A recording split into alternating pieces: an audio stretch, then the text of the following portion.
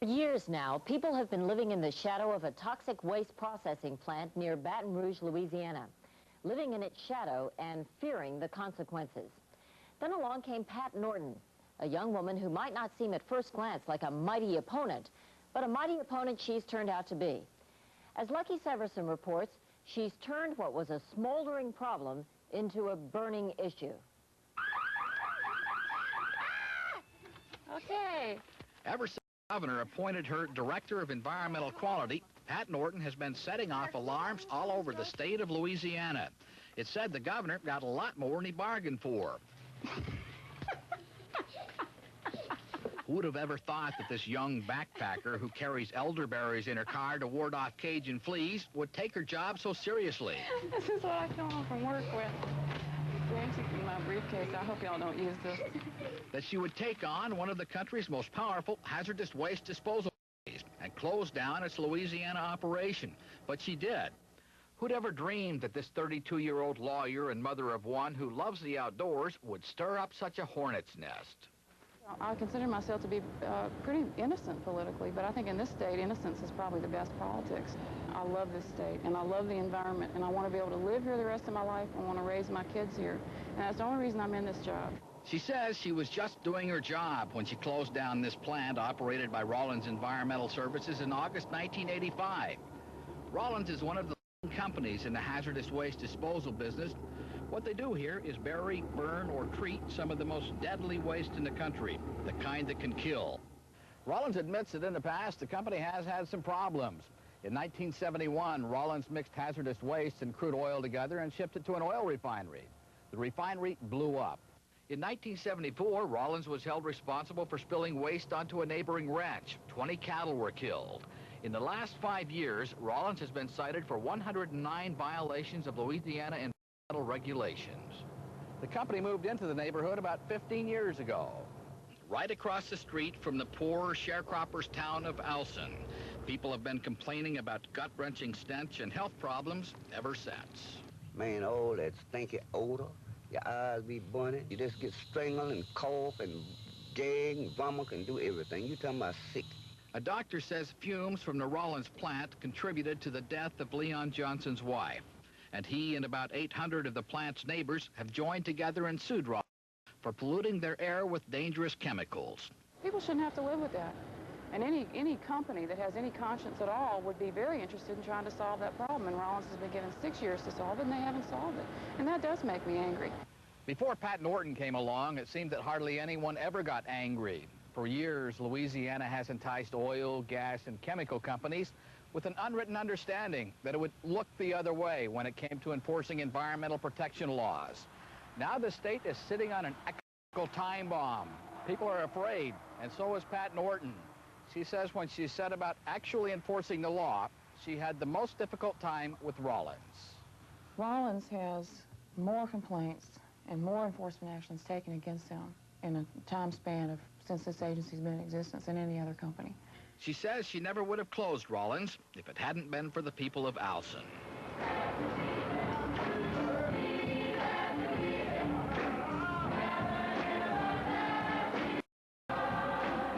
It was the night the smells got so bad at the Mount Bethel Baptist Church.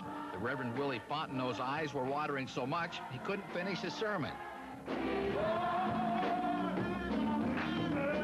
At that particular time, I've had a terrible headache, and I couldn't shout like I wanted. I couldn't holler like I wanted, you know, until he sent a man and sent a woman, come on to Christ. So the Reverend sent the center people home that August night, and Pat Norton went out to the plant. The incinerator was out of control and was causing serious problems of blowing out black smoke. But the other thing that concerned me was that the company intended to keep running it anyway.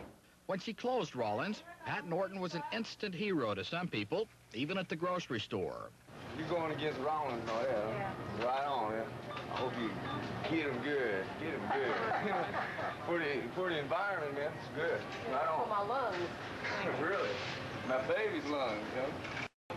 For the past year, the plant has been back in business, while Rollins lawyers argued against the state that it should stay in business. Why? There was no significant environmental law violation during the upset of the 5th of August.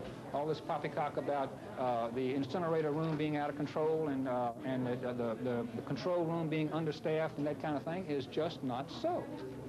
At a hearing this summer, Rollins' lawyers did more than defend the company. They attacked Pat Norton, charging that she was a regulator run amok.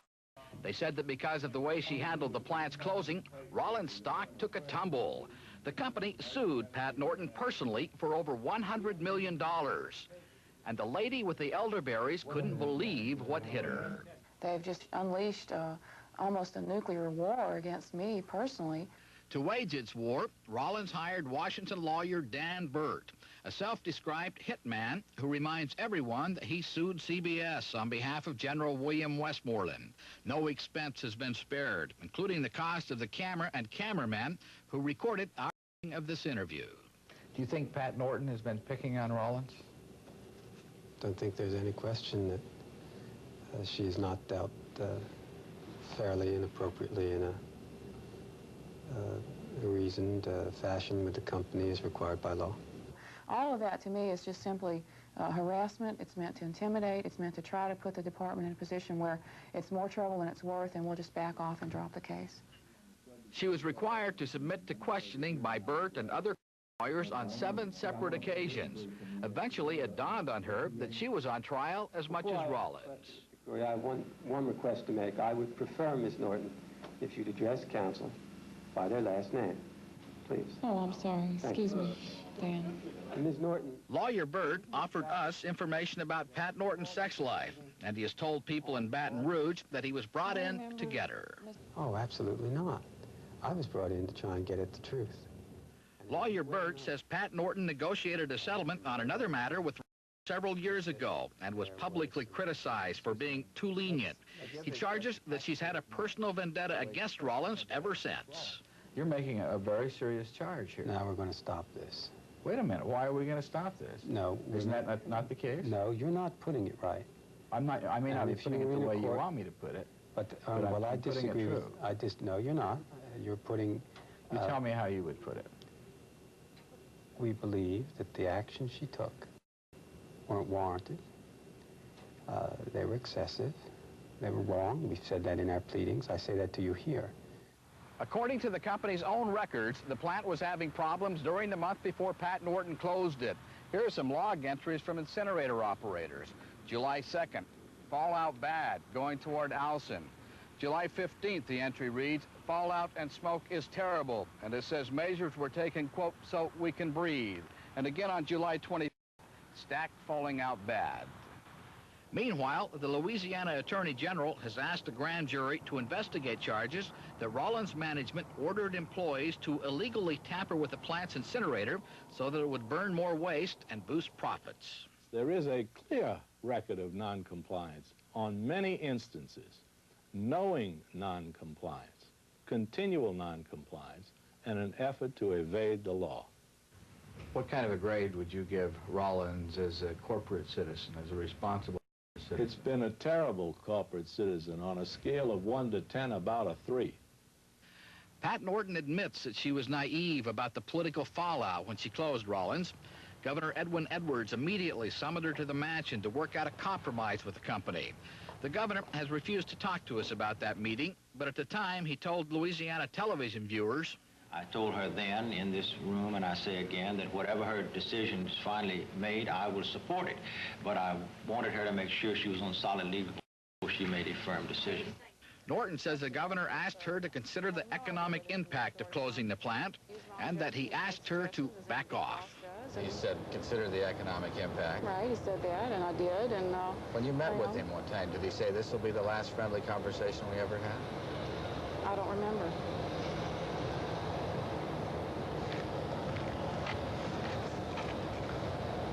He may have. He may have. It's widely known around here that one of the senior partners in a law firm defending is also one of the governor's closest political supporters and fundraisers. But lawyer Burt fervently denies allegations that the company is politically protected.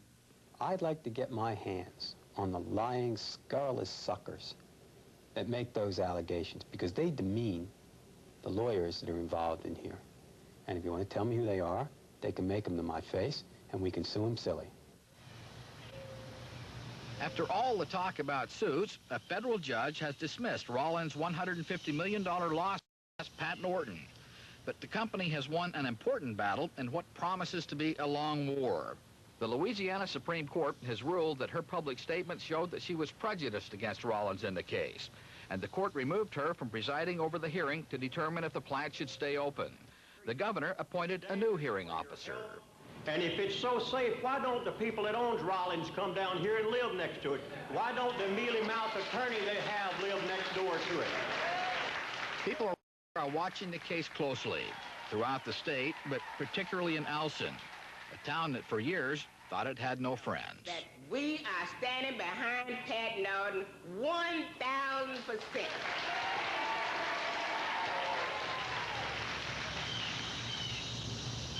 Knowing now what you know, what you're going to go through, would you do it all over again? I would do it all over again, and I'd do it exactly the same way. I like my job. I like what I do, and my heart's really in environmental protection. I can't think of any other job that I'd rather do. A judge is expected to decide within the next few days if Pat Norton did the right thing. That's our broadcast for this week. See you next Tuesday. Good night.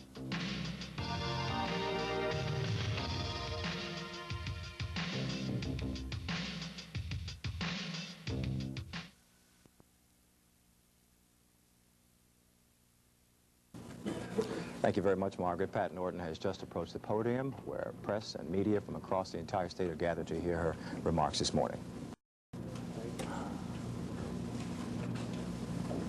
The purpose of my being here this morning is to make an announcement that I am resigning as Secretary of the Department of Environmental Quality. I am doing this at the governor's request. He met with me on Tuesday and indicated to me that he does not think that I'm doing a good job as Secretary.